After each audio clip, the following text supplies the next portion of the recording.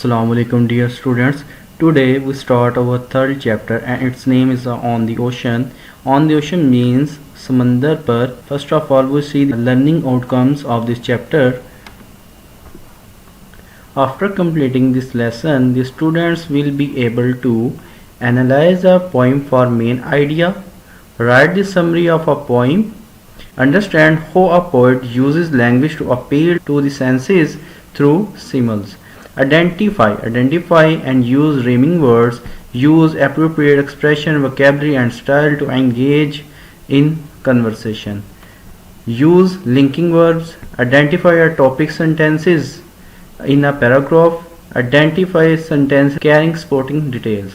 Recognize that text compresses a group of paragraphs that develop a single theme or idea.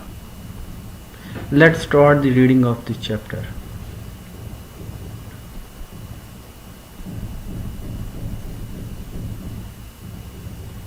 Before starting the reading of this chapter, we see about the poem. These stanzas have been taken from S.T. Coleridge's poem This Dream of Ancient Mariner, one of the most influential poems in English language. This poem is about an old sailor who narrated his long story about a voyage in which his entire crew was killed.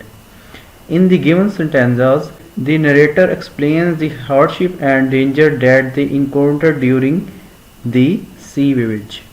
All in a hot and copper sky, एक गर्म और तांबे की तरह आसमान, the bloody sun at noon, दोपहर के वक़्त खून की तरह सुर्ख सूरज, right up above the mast did stand, मस्तूल के ऐन ऊपर, no bigger than the moon, चांद से ज़्यादा बड़ा नहीं. डे आफ्टर डे, दिन के बाद दूसरा दिन, दिन के बाद दूसरा दिन. We struck nor breathe nor motion. हम हालत पे जमे हुए ना सांस ले सकते हैं और ना हरकत कर सकते हैं. As idle as painted ship, बेहिस्सो हरकत बहरी जहाज की तस्वीर की तरह. Upon a painted ocean, तस्वीर समंदरी पर. वाटर एवरीवेयर, हर जगह पानी ही पानी. And all the boats did shrink, और तमाम तख्ते सुकड़ चुके हैं.